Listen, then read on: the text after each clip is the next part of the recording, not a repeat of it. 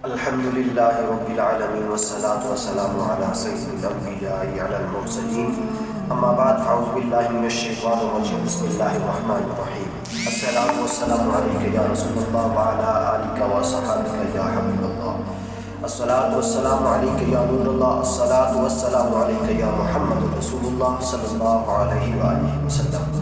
معزز سامعین کرام، آج کا جو بیان ہے یہ وسیلے کے حوالے سے ہے کہ صحابہ نے وسیلہ مانگا، اہل بیت نے بھی وسیلہ مانگا. وسیلے کا کچھ بیان ہم ذکر کریں گے. جیسا کہ حضور نبی اکرم شفیع امام رسول محتشم نبی مکرم صلی اللہ علیہ وآلہ وسلم اللہ کے پیارے، امت کے سہارے، رب کے محبوب، دانۂ غیوب، مالک رقب، امم فخر، عرب عجم، میرے آقا صلی اللہ تعالیٰ علیہ وآلہ وسلم حضور ناز میں اپنی عقیدتوں اور ارادتوں اور محبتوں کا خراج پیش کرنے کے بعد معزز محترم محتشم سامعین، خواتین، حضرات السلام علیکم ورحمۃ اللہ وبرکاتہ. قرآن مجید سے جو کلمات تلاوت کرنے کا شرف حاصل کیا، ان میں خالق کائنات نے ارشاد فرمایا: اے ایمان والو، اللہ سے ڈر جاؤ، وجاہدوا فی سبیلہ، اور اس کے قرب حاصل کرنے کے لیے کوئی وسیلہ تلاش کرو. وجاہدوا فی سبیلہ، اور اس کا قرب حاصل کرنے کے لیے کوئی وسیلہ تلاش کرو اور اس کے راستے میں مجاہدہ کرو. لعلکم تفلحون، تاکہ تم فلاح پا جاؤ. ابن منظور نے لسان العرب کے اندر وسیلے کی تعریف یہ کی: الوسیلۃ فی الاصل ما یتوسل بہ الی شیء ویتقرب بہ الیہ. جس چیز کے ذریعے سے کسی کا قرب حاصل کیا جائے اس شے کو وسیلہ کہتے ہیں. اللہ تعالیٰ کا قرب حاصل کرنے کے لیے جو ذریعہ اختیار کیا جائے وہ وسیلہ کہلاتا ہے. اب وسیلے سے مراد، یہاں وسیلے سے مراد کیا ہے؟ بعض نے کہا کہ وسیلے سے مراد نفس ایمان ہے، لیکن یہ بات اس لیے درست نہیں کہ یا ایھا الذین آمنوا، اے ایمان والوں کو کہا گیا کہ وسیلہ ڈھونڈو. بعض نے کہا یہ وسیلے سے مراد اعمال صالح ہے. یا ایھا الذین آمنوا اتقوا اللہ، اے ایمان والو اللہ سے ڈر جاؤ، اور تقوی اعمال صالح سے ہی نصیب ہوگا. اور واو کے عطف کے ساتھ ہے، وَابْتَغُوا إِلَيْهِ الْوَسِيلَةَ. تو پھر یہاں وسیلے سے مراد کچھ اور ہے. حضرت شاہ ولی محدث دہلوی رحمۃ اللہ علیہ، تو پھر یہاں سے وسیلے سے مراد کچھ اور ہے. حضرت شاہ ولی اللہ محدث دہلوی رحمۃ اللہ علیہ القول الجمیل کے اندر فرماتے ہیں اس سے مراد بیت مرشد مراد ہے، بزرگوں کا وسیلہ جس کے ذریعے خدا کا قرب حاصل کیا جاتا ہے. کسی نے کہا یہاں وسیلے سے مراد اللہ تعالیٰ کی ذات ہے، لیکن اللہ کی ذات وسیلہ نہیں، اللہ کی ذات مقصود ہے. وسیلہ وہ ہوتا ہے جس کے ذریعے سے اس مقصود کو حاصل کیا جائے. تو اللہ تعالیٰ کا قرب حاصل کرنے کے لیے وسیلہ ذات کا بھی ہونا چاہیے. ہو سکتا ہے اعمال کا بھی ہو سکتا ہے، نفس ایمان بھی وسیلہ ہے. بعض لوگ وسیلے کا مطلب انکار کر دیتے ہیں، وسیلہ اعمال کا ہو سکتا ہے، اس میں پوری امت میں کوئی اختلاف نہیں کہ اعمال صالح کے ذریعے اللہ کا قرب حاصل کیا جائے. اس میں امت کے اندر کوئی اختلاف نہیں ہے. ذوات کا وسیلہ کہ کسی شخص کے وسیلے سے اللہ کے حضور دعا مانگی جائے، اس کے حضور عرض کیا جائے. وہ شخص نبی بھی ہو سکتا ہے، غیر نبی بھی ہو سکتا ہے، ولی بھی ہو سکتا ہے. اس کے بارے میں اختلاف پیدا ہوا. سب سے پہلا شخص جس نے اختلاف کیا، امام نہانی علیہ رحمہ فرماتے ہیں: اول من انکر التوسل والاستغاثہ والنداء ہوا ابن تمیہ، پہلا شخص جس نے وسیلہ کا، توسل کا، استغاثہ کا اور ندا کا انکار کیا وہ ابن تیمیہ ہے، وہ ابن تیمیہ ہے۔ اس سے قبل امت میں اس عنوان سے کوئی اختلاف موجود نہیں تھا، جس طرح کہ شاہ عبدالحق محدث دہلوی رحمۃ اللہ علیہ مدارج النبوت کے تمامہ کے اندر فرماتے ہیں، اللہ کا شکر ہے کہ بہت سارے معاملات میں امت میں اختلاف ہے، بہت سارے معاملات میں امت میں اختلاف ہے، لیکن حضور علیہ السلام کے حیات طیبہ کے بارے میں کم از کم میرے دور تک تو کوئی اختلاف نہیں ہے۔ یہ آج سے 300-400 سال قبل کی بات کہہ رہے ہیں، تو معلوم ہوا آج امت کے اندر یہ بھی اختلاف ہے، تو یہ شیخ کے بعد پیدا ہوا ہے۔ شیخ سے قبل جتنی بھی صدیاں گزری ہیں، حضور کی حیات طیبہ کے بارے میں امت میں کوئی اختلاف نہیں ہے، سارے یہی کہتے رہے، تو زندہ ہے واللہ، تو زندہ ہے واللہ، میرے چشم عالم سے چھپ جانے والے۔ تو یہ 200-300 سال ہی ہیں جن کے اندر گڑبڑ پیدا ہو گئی، ورنہ اس قبل عقائد ستھرے تھے، چشمے صاف بہ رہے تھے اور پینے والے بھی سیراب ہو کر پیتے تھے۔ لیکن جس طرح آج کل صاف پانی ملنا مشکل ہے، اس طرح صاف دین ملنا بھی مشکل ہو گیا۔ جگہ جگہ گندے نالے شامل ہو کے اصل صاف پانی کے اندر شمولیت کر گئے اور کوئی پانی بھی صاف نہیں رہا۔ تو اب بھی ہم ڈھونڈنا چاہیں کہ خالص دین کہاں سے ملے، خالص دین کہاں سے ملے گا، ان دو باتوں پر غور کرنے کی ضرورت ہے۔ شیخ عبدالحق محدث دہلوی رحمۃ اللہ علیہ کسی عام شخص کا نام نہیں ہے۔ سرفراز احمد کنکری لکھتا ہے کہ بر صغیر پاک ہند میں میری نظر نے شیخ محقق سے بڑا اور بالغ نظر نہیں دیکھا۔ وہ سب سے بڑا اور بالغ اندر محدث شیخ عبدالحق محدث دہلوی رحمۃ اللہ علیہ فرماتے ہیں کہ اللہ کا شکر ہے بڑے موضوعات پہ اختلاف ہوا، لیکن حضور علیہ السلام کی حیات طیبہ میں کسی کا اختلاف نہیں۔ اور امام نہانی کہتے ہیں اول من انکر التوسل والاستغاثہ والنداء ہوا ابن تمیہ، پہلا شخص جس نے توسل کا استغاثہ کا انکار کیا وہ ابن تیمیہ تھا، وہ ابن تیمیہ تھا۔ یہودیوں کو حضور علیہ السلام کے وسیلے سے فتح ہوئی، یہ یہودیوں کا بھی عمل دیکھے، یہ تو غیر مسلم تھے، پہلے سارے جوہریاں پھیلا کے حضور علیہ السلام کی بارگاہ میں استغاثہ کیا کرتے تھے اور حضور علیہ السلام کے وسیلے سے دعائیں مانگا کرتے تھے، اور اللہ تعالیٰ حضور علیہ السلام کے وسیلے سے مانگی ہوئی دعا اور حضور علیہ السلام کے صدقے سے مانگی ہوئی التجا کو قبول فرماتا ہے۔ یہ صرف حضور اکرم صلی اللہ تعالیٰ علیہ وآلہ وسلم کے آنے کے بعد ہی نہیں، حضور کے آنے سے قبل بھی حضور کے وسیلے سے دعائیں مانگی جاتی تھی۔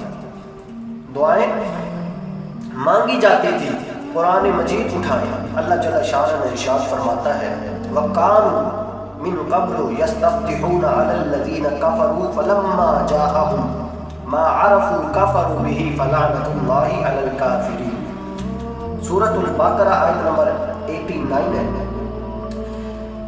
یہ یہودی حضور کے آنے سے قبل حضور کے وسیلے سے دعائیں مانگا کرتے تھے، اوس، خزرج اور دیگر قبائل پر وہ دعائیں مانگا کرتے تھے کہ یا اللہ اس آنے والے نبی کے صدقے سے ہمیں ان پر فتح دے، اور وہ کیا کہا کرتے تھے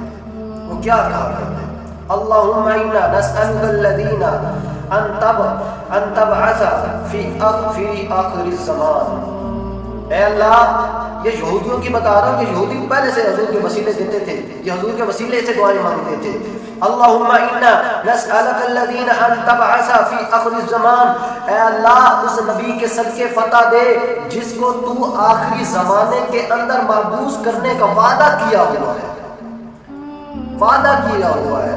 دلائل النبوہ کی جلد نمبر 1 رقم 44 میں لکھا ہوا ہے. حضرت عبداللہ بن عباس رضی اللہ تعالی عنہما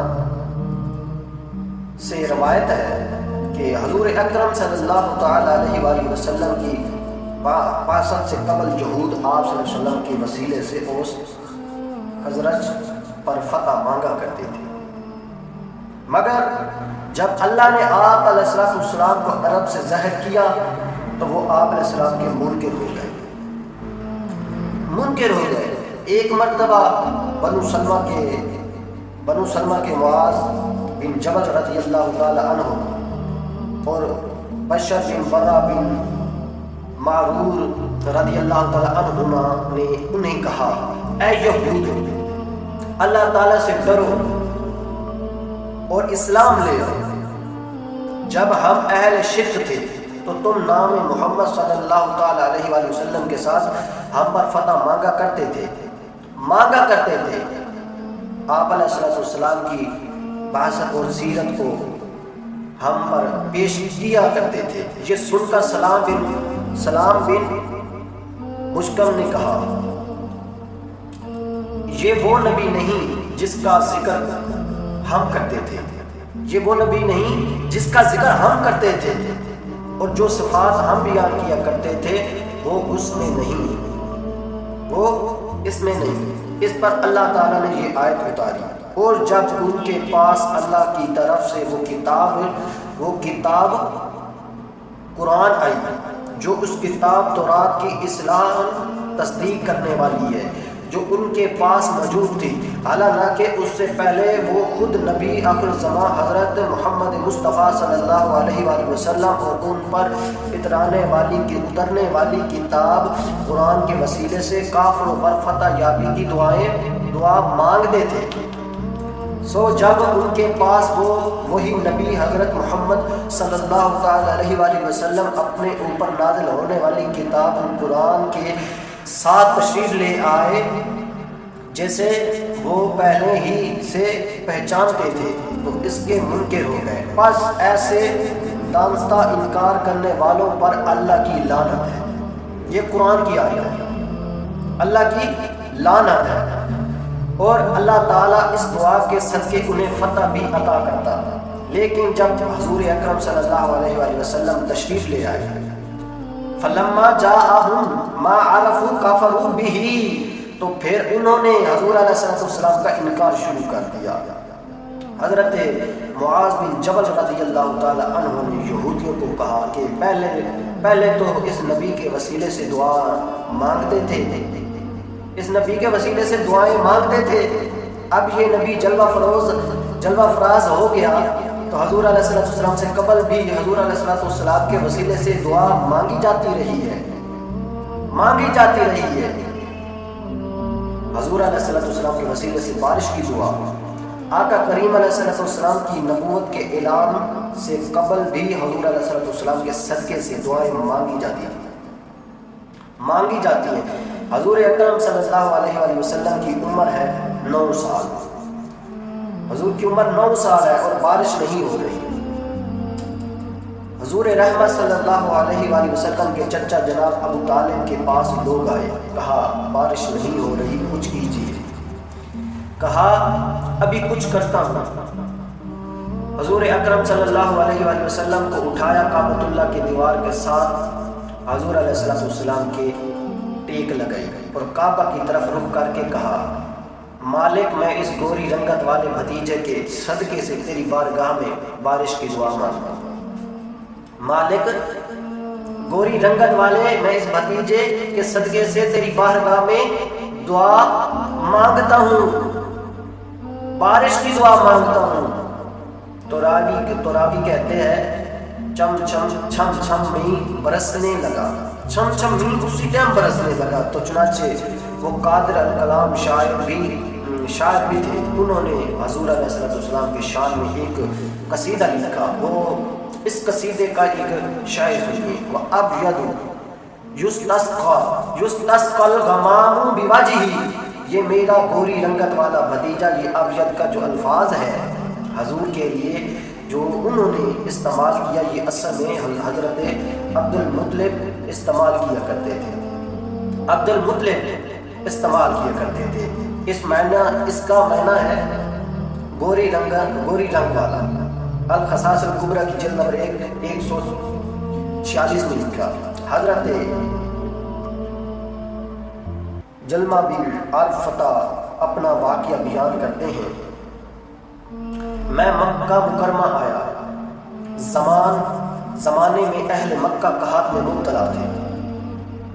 پس قریش نے جناب ابو طالب سے کہا کہ پورا علاقہ قحط میں زدہ ہو گیا ہے اور لوگ قحط میں مبتلا ہیں. بس آپ جلدی تشریف لائیں اور بارش کے لیے دعا کریں. تب جناب ابو طالب دعا کے لیے نکلے اور ان کے ساتھ ایک اتنا خوبصورت لڑکا تھا گویا سورج کالی گھٹا سے نکلا ہوا اور اس کے ارد گرد دیگر بچے تھے. پس جناب ابو طالب نے اس لڑکے محمد صلی اللہ علیہ وسلم کو تھاما، اس کی پشت کو کعبہ سے لگا دیا اور اپنی انگلیوں سے اس لڑکی کی طرف اشارہ کیا. اس وقت آسمان میں بادلوں کا نام و نشان نہ تھا. بس بادل ادھر ادھر سے اکٹھے ہونا شروع ہو گئے اور پھر موسلادھار بارش ہوئی، جس کی وجہ سے وادی پانی سے بھر گئی، ہر طرف خوب خوشحالی فراخی ہو گئی. اس بارے میں جناب ابو طالب رضی اللہ جناب ابو طالب نے یہ اشعار کہے تھے. وہ گورے مکھڑے والے محمد صلی اللہ تعالی علیہ وآلہ وسلم، وہ گورے مکھڑے والے محمد کہ جن کے چہرہ انور کے وسیلے سے بارش طلب کی جاتی ہے، جو یتیموں کے ملجا اور بیووں کے فریاد رس ہیں. بنو ہاشم کے ہلاک زاد لوگ جن کی پناہ مانگتے ہیں، بس وہ بنو ہاشم ان کے ہوتے ہوئے خوب نعمتوں اور فراخی میں ہیں.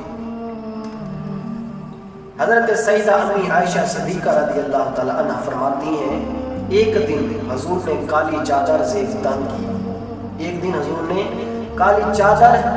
تن کی اور کالی چادر اوڑھ کے مجھے کہنے لگی، عائشہ بتاؤ کیسا لگ رہا. سبحان اللہ، انداز دیکھیے حضور کا.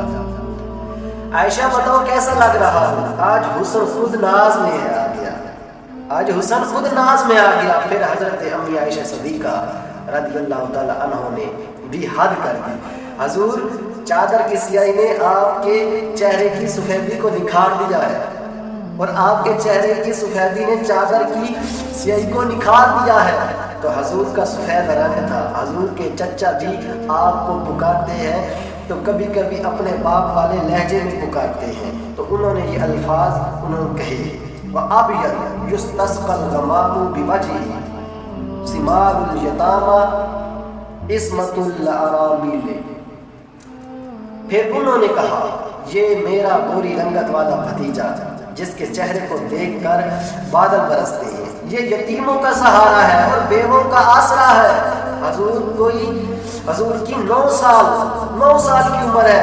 حضرت عبداللہ بن دینار رضی اللہ تعالیٰ عنہ فرماتے ہیں سمعت ابن عمر یتمثل بشعر ابی طالب.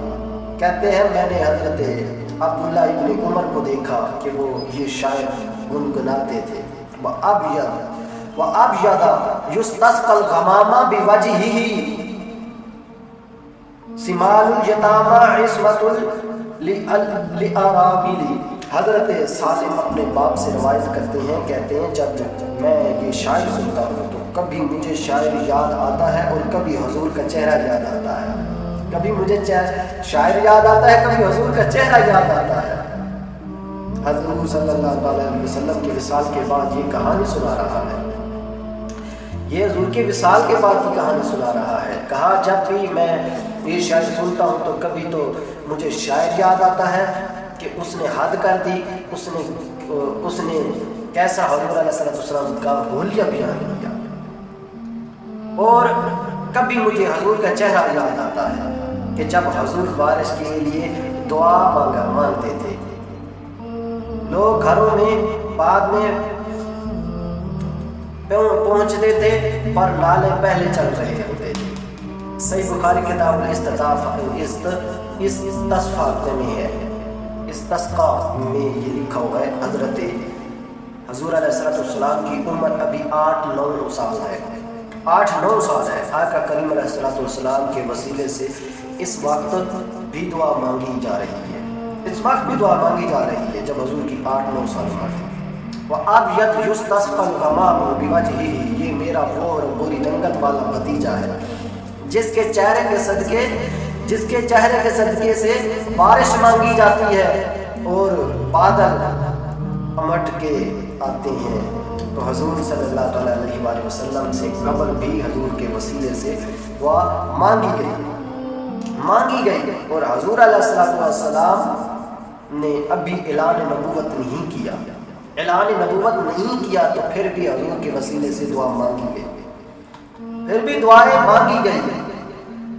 نبینا صحابی کا حضور علیہ السلام کے وسیلے سے دعا مانگنا، آقا کریم علیہ السلام نے اس کی خود بھی تعلیم دی، آقا کریم علیہ السلام نے اس کی خود بھی تعلیم دی۔ حضرت عثمان بن حنیف رضی اللہ تعالیٰ عنہ سے روایت ہے، ترمذی سنن نسائی ابن ماجہ کے اندر، طبرانی نے اپنی معجم کے اندر، حاکم نے مستدرک کے اندر، امام احمد نے اپنے مسند کے اندر، اور بھی درجنوں محدثین نے اس کو روایت کیا اور اس حدیث کو صحیح کہا۔ حضرت عثمان بن حنیف رضی اللہ تعالیٰ عنہ سے روایت کرتے ہیں، کہتے ہیں کہ ہم حضور علیہ السلام کی بارگاہ میں بیٹھے ہوئے تھے، ایک شخص آیا جس کی آنکھوں میں روشنی نہیں تھی، ایک نبینا آ گیا اور عرض کرتا ہے حضور میں نبینا ہوں، میرے لیے کچھ کرو۔ حضور نے فرمایا اگر تو صبر کرے تو تیرے لیے بہتر ہے، اور اگر تو صبر نہیں کرتا تو پھر میں تجھے دعا بتاتا ہوں۔ اس نے کہا مجھ سے تو صبر نہیں ہو سکتا۔ آقا کریم علیہ السلام نے فرمایا جا وضو کر 2 نفل پڑھ۔ اس کے بعد حضور علیہ السلام نے دعائے تعلیم فرمائی۔ اب دعا سنیے، اللہم انی اسألک اتوجہ الیک بنبیک محمد نبی الرحمتی، اے اللہ میں تیری بارگاہ میں سوال کرتا ہوں اور تیری طرف توجہ کرتا ہوں رحمت والے نبی محمد صلی اللہ علیہ وسلم کے وسیلے سے۔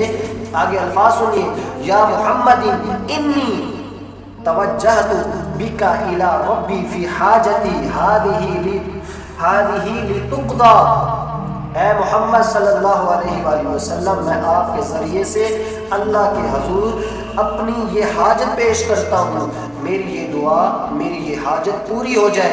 اللہم فشفعوا فی، اے اللہ اپنے نبی کی سفارش میرے حق میں قبول فرما۔ سنن ترمذی کی ہے 3578 نمبر حدیث۔ یہ حضور علیہ السلام نے اس کو دعائے تعلیم دی۔ حضرت عثمان بن حنیف رضی اللہ تعالیٰ عنہ کہتے ہیں کہ وہ نبینا چلا گیا، تھوڑی دیر کے بعد نبینا واپس آیا تو اس کی آنکھوں میں نور تھا، اس کی آنکھوں کا اندھا پن ختم ہو چکا تھا۔ حضرت آدم علیہ السلام کا بھی وسیلہ سنیے، حضرت حضور علیہ السلام نے اپنے وسیلے سے دعا مانگنے کی خود تعلیم دی۔ حضور علیہ السلام کے آنے سے قبل بھی حضور کے وسیلے سے دعا مانگی جا رہی ہے۔ حضرت آدم علیہ السلام نے اللہ سے کچھ کلمات سیکھ لیے۔ قرآن مجید میں اللہ تعالیٰ نے ارشاد فرماتا ہے فَلَتَلْقَى آدَمَ مِنْ رَبِّهِ کلمات، کچھ باتیں کچھ کلمات حضرت آدم علیہ السلام نے رب سے سیکھ لیے، وہ کلمات کیا تھے فتاب علیہ، اور ان کی توبہ قبول ہو گئی۔ تو امام حاکم نے اس حدیث کو روایت کیا، امام بخاری اور امام مسلم جن شرائط پر حدیث لیتے ہیں، حضرت امام حاکم بھی انہیں شرائط پر حدیث لیتے ہیں، اور جو ان سے حدیث رہ گئی ہے ان کو امام حاکم نے اپنے مستدرک کے اندر درج کیا۔ انہوں نے اس روایت کو بیان کیا ہے، اور علماء نے اس روایت کی تحصیل کی ہے، یہ حدیث صحیح ہے۔ تو کہتے ہیں وہ کیا کلمات تھے جو حضرت آدم علیہ السلام نے اللہ سے سیکھے، اور اللہ نے آدم علیہ السلام کو سکھائے تو وہ یہ تھے کہ حضرت آدم علیہ السلام روتے رہے ایک دن، پھر ایک دن ہاتھ اٹھا کر دعا مانگی، پھر ایک دن ہاتھ اٹھا کر دعا مانگی۔ وہ کون سے کلمات تھے؟ وہ یہ تھے اللہم انی اسألک بجاہ محمد عبدک وکرمتہ علیک ان تغفر لی خطیئتی۔ یہ کلمات ہیں اللہم انی اسألک بوجہ محمد عبدک وکرمتہ علیک ان تغفر لی خطیئتی، یعنی اے اللہ تیرا بندہ خاص محمد صلی اللہ تعالی علیہ وآلہ وسلم کی جائے و مرتبہ کے تفضیل میں اور ان کی بزرگی کے صدقے میں جو انہیں تیرے دربار میں حاصل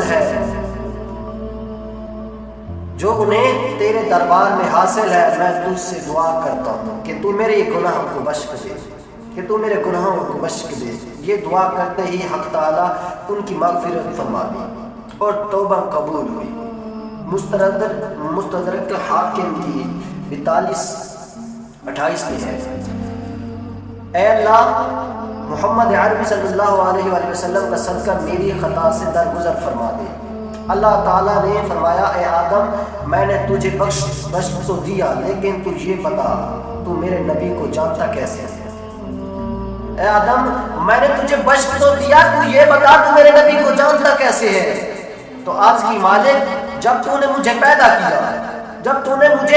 کیا اور مجھ میں روح پھونکی اور میری نظر اٹھی تو فراز عرش پر پڑی تو میں نے تیرے نام کے ساتھ اس پیارے کا نام لکھا ہوا دیکھا تھا۔ سبحان اللہ، اے پروردگار میں نے تیرے پیارے کا نام لکھا ہوا دیکھا تھا، اور میں جان گیا کہ جس کا نام اللہ نے اپنے نام کے ساتھ لکھا ہے وہ معمولی ذات تو نہیں ہے نا، وہ معمولی ذات تو نہیں ہے۔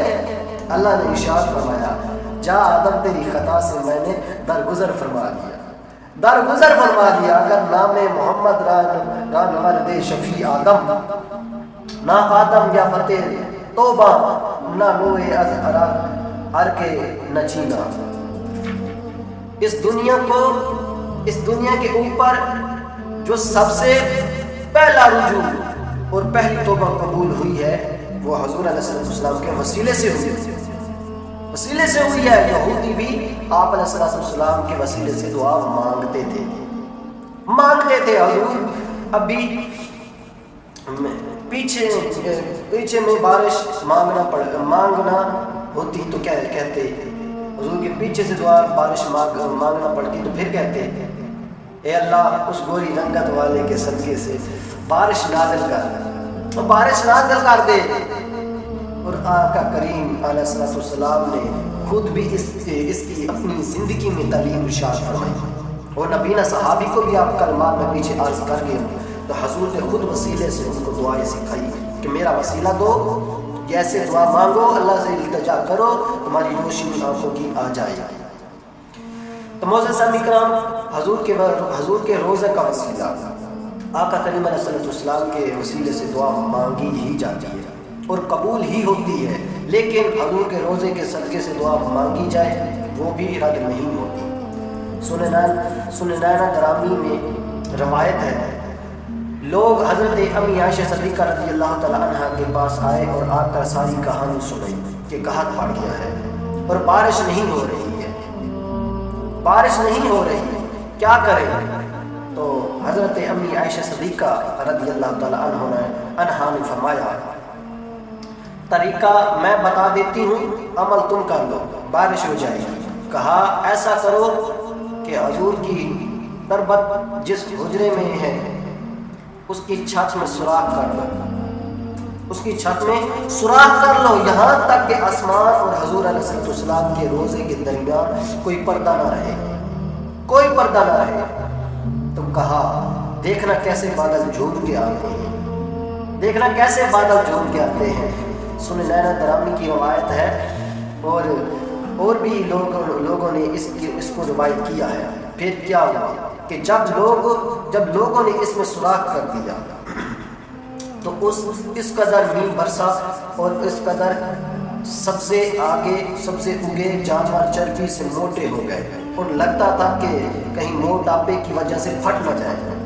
آج بھی روزہ رسول پہ دیکھیں ایک اوپر کھڑکی لگی ہوئی ہے، یہ وہی سوراخ تھا جو لوگوں نے ہٹایا، یہ وہی سوراخ تھا حضور کے صدقے، روزے کے صدقے سے حضور کی جب روزے انور کی تجلی اوپر ہوئی تو بارش برسنے لگی۔ یہ امی عائشہ صدیقہ بتا رہی ہیں۔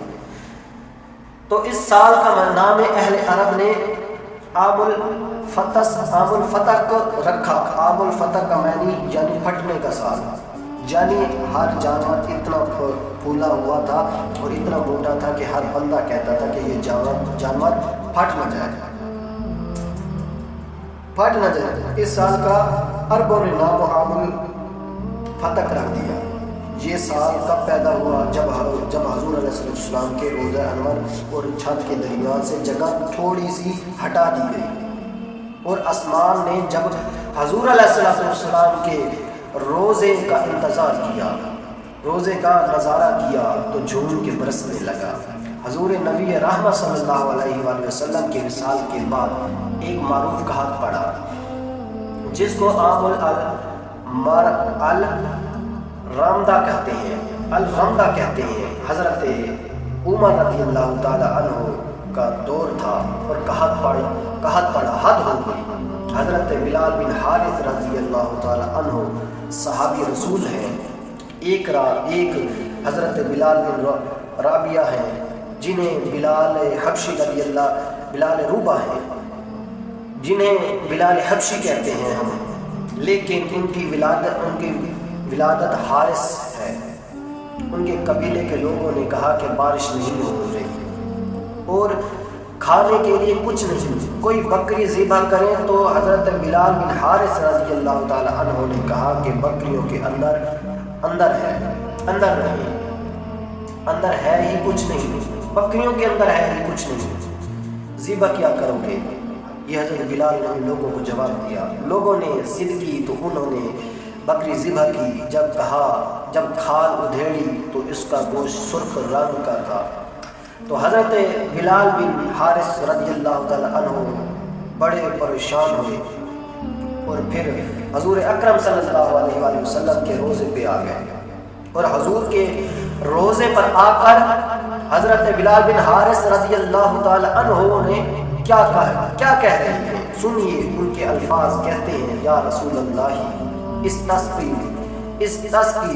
لأمتک فإنہم قد ہلکوا، اپنی امت کے لیے اللہ سے بارش مانگو، امت تو ساری ہلاک ہو گئی ہے، امت تو ساری ہلاک ہو گئی ہے۔ آقا یہ حضرت بلال بن حارث رضی اللہ تعالی عنہ ہے جن کو ہم حضرت بلال حبشی کہتے ہیں، یہ وہ آ کے کہہ رہے ہیں دعا مانگی، جب دعا مانگی تو آنکھ لگی تو مقدر جا جاتے، حضور کی زیارت نصیب ہوئی۔ حضور علیہ السلام نے فرمایا بلال بن حارث جا کے عمر کو میرا سلام دے، جا کے عمر کو میرا سلام دے دے، اس کو کہو کہ معاملات کے اندر زیادہ احتیاط کیا کرے، معاملات کے اندر زیادہ احتیاط کیا کرے اور بارش ہو جائے گی۔ یہ خوشخبری بھی سنا دو، یہ خوشخبری سنا دو۔ تو حضرت عمر فاروق رضی اللہ تعالی عنہ کو جب حضرت بلال بن حارث نے جا کر یہ خبر دی تو اس وقت صحابہ موجود تھے، تو حضرت عمر فاروق رضی اللہ تعالی عنہ رو پڑے اور کہا کہ جتنا میرے بس میں ہے اتنا تو میں کوشش کرتا ہوں، جتنا میرے پاس میں آتا اتنا تو میں کوشش کرتا ہوں، جہاں مجبور ہو جاتا ہوں وہاں کیا کر سکتا ہوں۔ حضرت عمر اتنا روئے، حضرت عمر سیدنا عمر فاروق رضی اللہ تعالیٰ عنہ زار و قطار رونے لگے، اور پھر عام الرمدہ ختم ہوا، اور پھر چھم چھم می برسنے لگا، چھم چھم کے می برسنے لگا۔ حضرت بلال بن حارث رضی اللہ تعالیٰ عنہ نے حضور کے روزے پہ جا کے یہ کہا، حضور اللہ کی بارگاہ میں آپ دعا کیجئے کہ بارش ہو، تو یہ صحابی کا عمل ہے۔ پھر صحابی اپنا خواب جا کے ایک صحابی کو سناتا ہے، اور صحابی صحابہ کی موجودگی میں یہ خواب سنتا ہے، اور کوئی صحابی نہیں کہتا کہ یہ تم کیا کہہ رہے ہو، یہ تم کیا کہہ رہے ہو۔ حضور علیہ السلام سے کیوں کہا ہے؟ تو معلوم ہوا کہ وہ اپنی حاجتیں حضور کی خدمت میں پیش کیا کرتے تھے، اور حضور علیہ السلام کی چوکھٹ سے ان کی حاجتیں پوری ہوا کرتی تھیں۔ اس پہ انہوں نے کوئی اعتراض نہیں کیا، بلکہ انہوں نے اس بات کو قبول کیا۔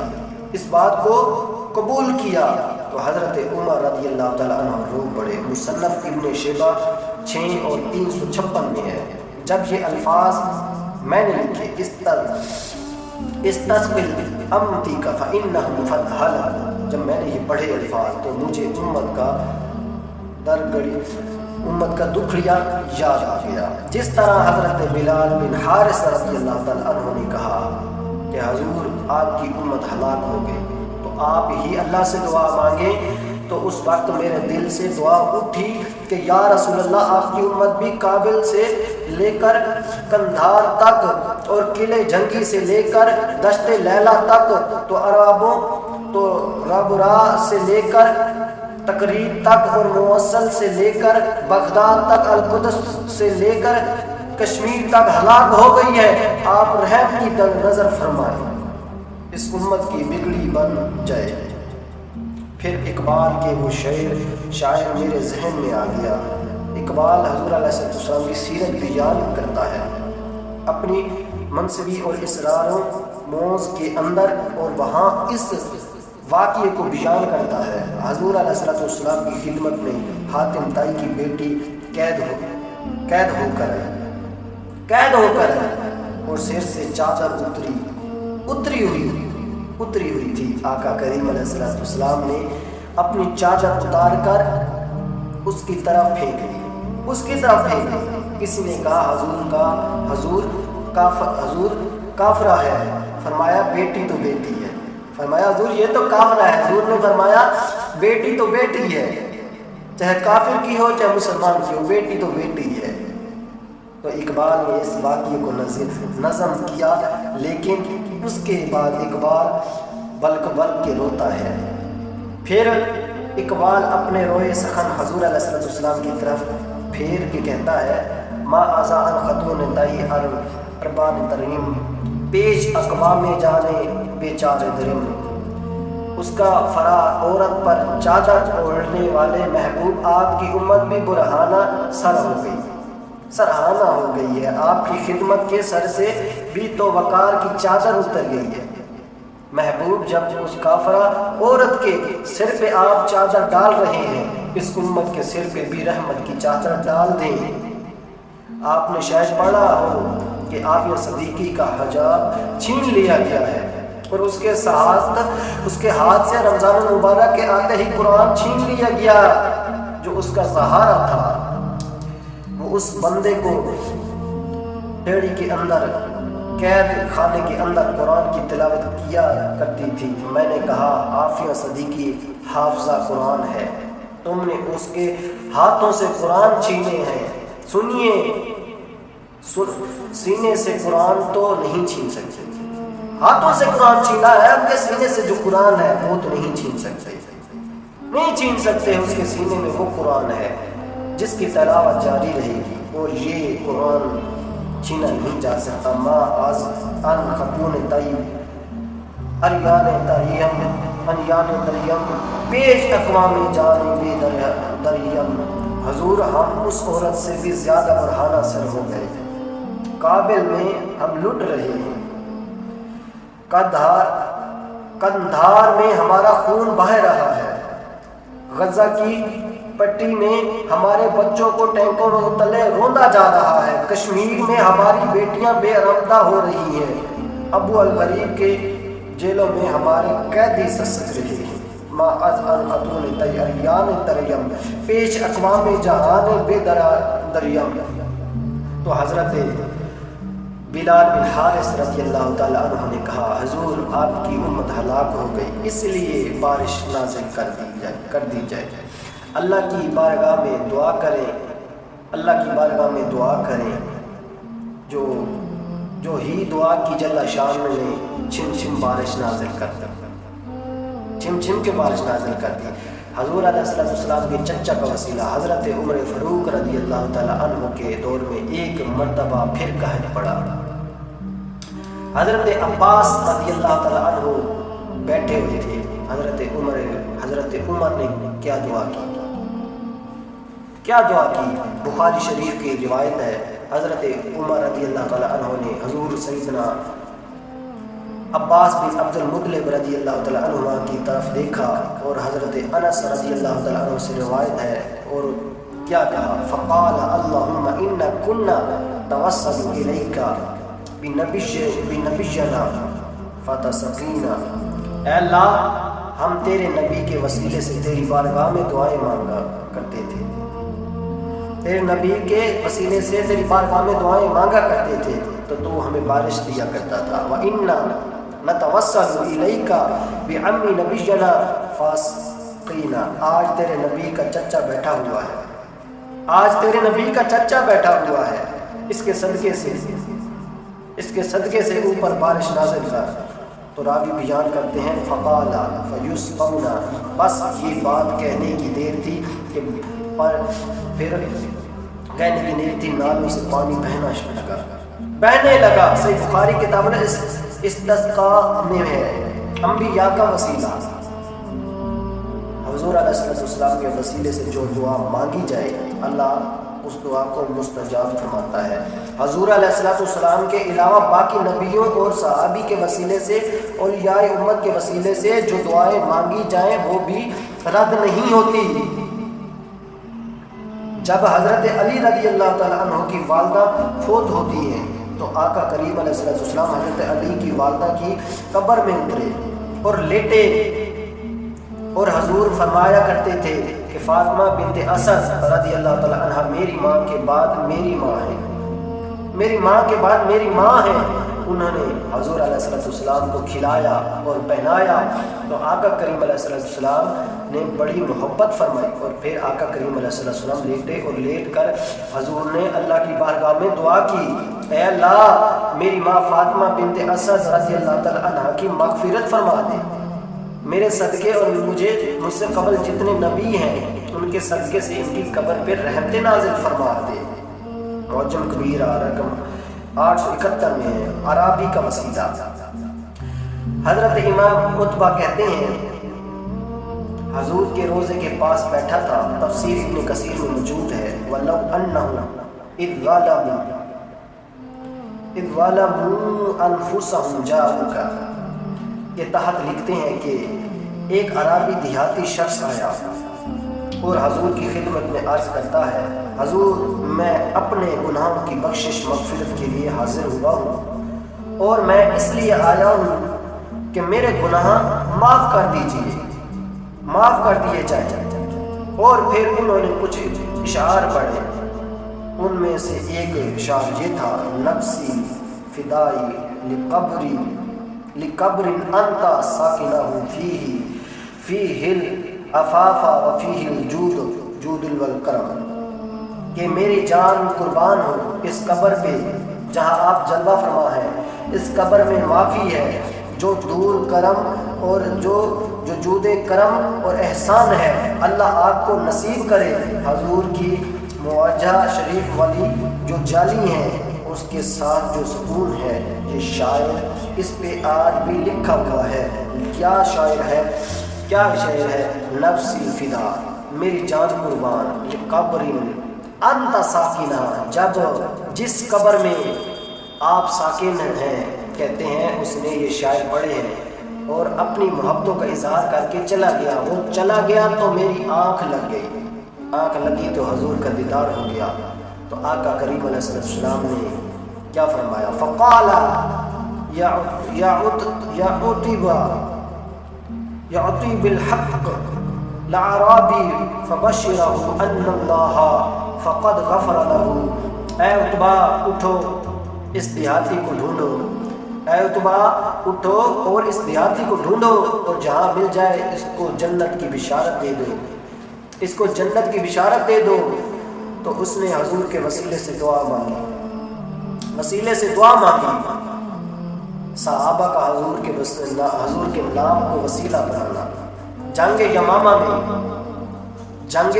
میں جو حضرت خالد بن ولید رضی اللہ تعالیٰ عنہ نے لڑی، اور حضرت ابو بکر صدیق رضی اللہ تعالیٰ عنہ کے دور میں جھوٹی نبوت کا دعوے دار مسلمان کذاب کے مقابلے میں لڑی گئی اسلام کی تاریخ کی بڑی جنگ، روشن جنگ ہے۔ اب چنانچہ وہ بھی اللہ کو مانتے تھے، نبوت میں آ کے انہوں نے اختلاف کیا۔ مسلمان نعرہ لگاتے اللہ اکبر تو وہ بھی نعرہ لگاتے اللہ اکبر۔ تو حضرت خالد بن ولید رضی اللہ تعالیٰ عنہ نے حضرت ابو بکر صدیق رضی اللہ تعالیٰ عنہ کو لکھا کہ اب کیا کریں، ہم اللہ اکبر کہتے ہیں، وہ بھی آگے سے اللہ اکبر کہتے ہیں۔ البدایہ والنہایہ میں یہ روایت ہے کہ جب حضرت خالد بن ولید رضی اللہ تعالیٰ عنہ نے حضرت ابو بکر صدیق رضی اللہ تعالیٰ عنہ کو لکھا کہ ہم بھی اللہ اکبر کا نعرہ لگاتے ہیں، وہ بھی اللہ اکبر کا نعرہ لگاتے ہیں، دشمن دوست کی پہچان نہیں ہوتی۔ تو حضرت صدیق اکبر رضی اللہ تعالیٰ عنہ نے کہا کہ وہ اللہ اکبر کا نعرہ لگاتے ہیں تو تم یا محمد کا نعرہ لگاؤ۔ یہ البدایہ والنہایہ کے الفاظ ہیں۔ وَنَادَى بِشَعْرِهِمْ وَكَانَ شِعَارُهُمْ يَا مُحَمَّدَ، جو الفاظ مسلمانوں کی پہچان تھے، ان الفاظ سے بولنے لگے۔ اس دن مسلمانوں کی پہچان یہ تھی، یا محمدہ یا محمدہ۔ حضرت ابو عبیدہ بن عامر الجرح نے حضرت کعب بن زمرہ رضی اللہ تعالیٰ عنہما کو ایک محیض پہ بھیجا۔ امام یقدی نے اس واقعے کو لکھا ہے۔ تو وہاں جب وہ لشکر سے گتھم گتھا ہوئے پیچھے سے کچھ لوگ آئے جن کو انہوں نے گھیرے میں لے لیا، تو یہ لشکر والے لوگ سخت پریشان ہو گئے اور ان کو کاٹنے لگے۔ تو حضرت کعب بن زمرہ رضی اللہ تعالی عنہ نے اپنے ساتھیوں کو اس وقت جو نعرہ دیا، سنیے وہ نعرہ کیا تھا؟ وہ نعرہ کیا تھا؟ یا محمد یا محمد یا نصر اللہ انزل۔ اے محمد اے محمد اے محمد، اللہ کی مدد آ جائے، اللہ کی مدد آ جائے۔ تو یہ اس دن حضرت کعب بن زمرہ رضی اللہ تعالی عنہ نے صحابہ کو یہ نعرہ دیا۔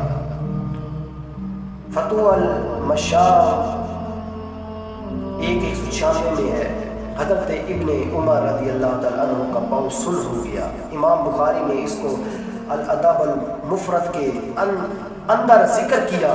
تو کسی نے کہا اذکر احب الناس الیک، جو تجھے سب سے زیادہ پیارا لگتا ہے، عمر جو تجھے سب سے زیادہ پیارا لگتا ہے، اس کا نعرہ لگا۔ تو حضرت ابن عمر رضی اللہ تعالیٰ عنہ نے کہا فقال یا محمد، تو اللہ جل شانہ نے ان کے پاؤں فوراً ٹھیک کر دیا۔ تو یہ امت کا مقام ہے۔ الادب المفرد کی رقم 964 میں حضرت زینب اور حضرت امام زین العابدین کا استخاصہ۔ اگر ہم شرک کا الزام لگا دیں گے تو پھر امت میں سے کوئی نہیں بچے گا۔ آپ جانتے ہیں جب لاشیں کٹی پڑی تھی، جب گھوڑے کربلا کے شہیدوں کی لاشوں کے اوپر دوڑ چکے تھے اور حضرت زینب رضی اللہ تعالی عنہا نے وہاں کھڑے ہو کر مدینے کی طرف رخ کیا، اس کو بھی صاحب البدایہ والنہایہ نے لکھا ہے۔ حضرت زینب رضی اللہ تعالی عنہا نے اس وقت جو الفاظ کہے تھے، یا محمد صلی اللہ علیہ اللہ و ملک السماء هذا حسین بالعراء مزمل بالدماء مقطع العداء یا محمد یا محمد، اے محمد، آقا محمد، یہ دیکھیے آپ کا حسین لٹا ہوا ہے، لٹا ہوا پڑا ہے، آج ان کے ادا کٹے ہوئے ہیں اور خاک ان کے بدنوں کے اوپر اڑ رہی ہے۔ بناتو کا سبایا، اور حضرت زین العابدین رضی اللہ تعالیٰ عنہ کی بھی سنیے، وہ مدینے کی طرف رخ کر کے کہتے ہیں یا رحمت للعالمین ادرک لزین العابدین محبوس اید الظالمین فی الموکب والمزدحم، اے رحمت للعالمین زین العابدین کی بھی تو خبر لیجئے، زین العابدین کی تو خبر لیجئے جو دشمنوں کے گھیرے میں آ چکا ہے۔ اب اہل بیت بھی حضور سے توسل کرتے ہیں اور یوں ندائیں کرتے ہیں، اگر اس کو شرک قرار دے دے تو صحابہ سے لے کر آج تک امت کا کوئی شخص بھی نہیں بچے گا۔ اس صدی یا اس سے پچھلی صدی کے کچھ لوگ بچ جائیں گے، مسلمان رہ جائیں گے، باقی تو سارے مشرک ہو جائیں گے۔ اس لیے صحابہ کا یہ معمول تھا کہ وہ حضور صلی اللہ علیہ وسلم سے استغاثہ کیا کرتے تھے، محبت سے نعرے لگایا کرتے تھے اور اپنی محبت کا اظہار کیا کرتے تھے، اور حضور علیہ السلام کے وسیلے سے اللہ کی بارگاہ میں دعائیں مانگا کرتے تھے۔ حضرت امام مالک رضی اللہ تعالیٰ عنہ کی خدمت میں عباسی خلیفہ آیا، اس نے کہا مجھے بتاؤ میں حضور کے روزے کے سامنے روزے کی طرف منہ کر کے دعائیں مانگوں یا قبلہ کی طرف رخ کر کے قبلہ کی طرف رخ کر کے دعا مانگوں یا روزے کی طرف پیٹ کر کے دعا مانگوں؟ تو حضرت امام مالک رضی اللہ تعالیٰ عنہ نے فرمایا یہ تیرا بھی وسیلہ ہے اور تیرے باپ آدم علیہ السلام کا بھی وسیلہ ہے، اس لیے حضور کی طرف رخ کر کے دعا مانگ، اس لیے حضور کی طرف رخ کر کے دعا مانگ، اور حضور علیہ السلام کی خدمت میں استغاثہ پیش کرنا یہ سلف صالحین کا طریقہ رہا ہے۔ مجھ سے کسی نے سوال کیا تھا یہ شاعر پڑھنا، یا رسول اللہ انظر حالنا یا حبیب اللہ اسمع قالنا اننی فی ببارہم مغرق خذ یدی ساحلنا اشقالنا۔ کیسا ہے ظاہر ہے، یہ تو امت کا طریقہ ہے، شروع سے لے کر امت اس معمول پہ چلی رہی ہے، تو اس میں کوئی قباحت نہیں ہے۔ اور یہ شاعر یا رسول اللہ انظر حالنا ہمارے بزرگوں سے منقول ہے، وہ اس کا وظیفہ کرتے تھے۔ اقبال بھی کہتا ہے نکاح ہے یا رسول اللہ نگاہ ہے، کرد تو گردد حریم کائنات از تو خوا میں یک نگاہ اتفاق، کہتے ہیں کائنات کا حرب محبوب آپ کے گرد گھومتا ہے، میں آپ سے کرم کی بھیک مانگتا ہوں، میری جھولی میں کرم ڈال دیے جائیں تو جو حضور علیہ السلام سے مانگتے ہیں، اور حضور علیہ السلام ان کی دامن گوہر مراد سے بھر دیتے ہیں اور رحمتوں سے بلا اعمال کرتے ہیں۔ اللہ مجھے اور آپ کو اپنی رحمتوں کا نور نصیب فرمائے۔ اور حضور کا وسیلہ مانگنا جائز ہے، صحابہ نے مانگا اپنی یادوں اور محبتوں کا سرمایہ دیں، صحابہ نے وسیلہ مانگا، حضور کے صحابہ نے مانگا، تابعین مانگا، اور اہل بیت نے بھی مانگا، امام زین العابدین نے مانگا، حضرت زینب رضی اللہ تعالیٰ عنہا نے بھی مانگا۔ یہ دیکھیں یہ معمول ہے، اگر اس طرح نہ ہو تو پھر سارے کافر ہو جائیں، پھر سارے شرک کا اگر فتویٰ لگاؤ گے پوری امت چند لوگ بچیں گے، پھر ساری امت کافر ہو جائے گی۔ سب سے بڑی جماعت جو ہے اہل سنت والجماعت ہے، اہل سنت والجماعت ہے۔ آپ اگر مردم شماری بھی کر لیں تو اہل سنت والجماعت پوری دنیا میں پائی جائیں گے، یہ ان کا معمول رہے گا، یہ حد سے بھی زیادہ نکلے گی، کیونکہ سب سے بڑی جماعت اہل سنت والجماعت ہے۔ اللہ تعالیٰ آپ کو بھی اور مجھے بھی اس پر عمل کرنے کی توفیق عطا فرمائے۔ وآخر دعوانا ان الحمد للہ رب العالمین۔